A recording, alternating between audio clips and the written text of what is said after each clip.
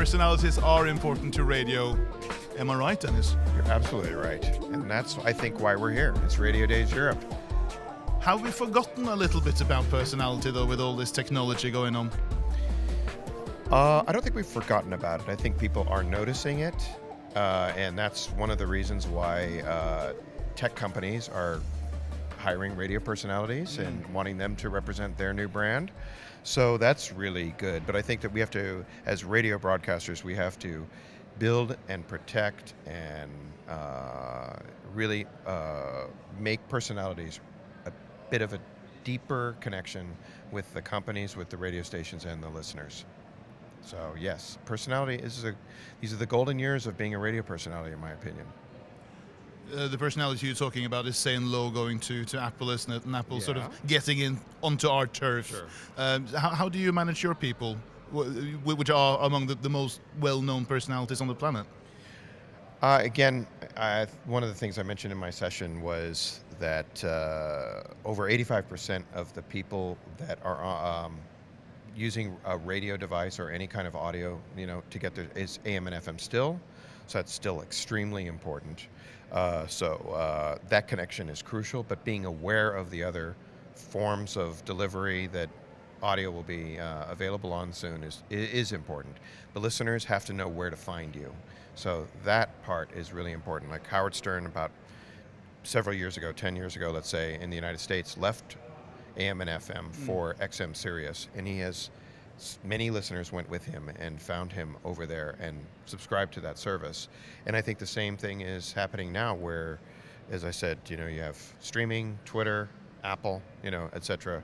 People need to know where to find them because they like those personalities and they want to still be connected to those personalities. And if there's a different delivery system, they just want to know where to find them. Look into the crystal ball for us for a minute, and through your eyes, let's see the future. What's the future like? Well, I hope it's still a lot of great radio. It's definitely, streaming services will exist, and those music services will be around, and there will be hundreds of them, whether they're legal or not. And I think the one thing that's the most important is by creating a brand for radio personalities to be famous on their own.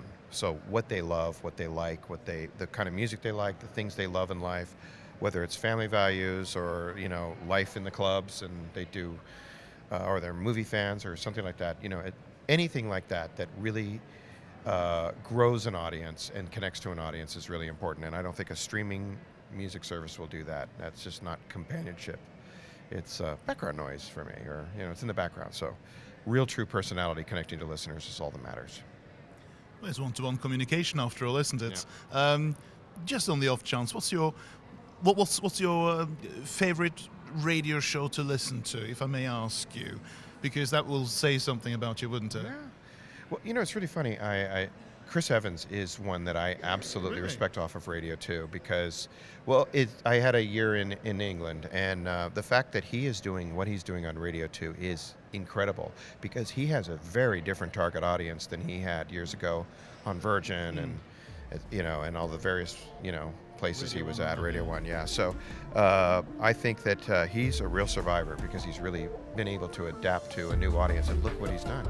I mean, for BBC Radio 2 Terry Wogan also was a very hard act, kind of like, hard shoes to fill, whatever the term is, But you know what I mean? Terry Wogan was awesome. Absolutely. And then Chris Evans, he really rebuilt that show in the package of Radio 2, and I think he doubled the figures, so.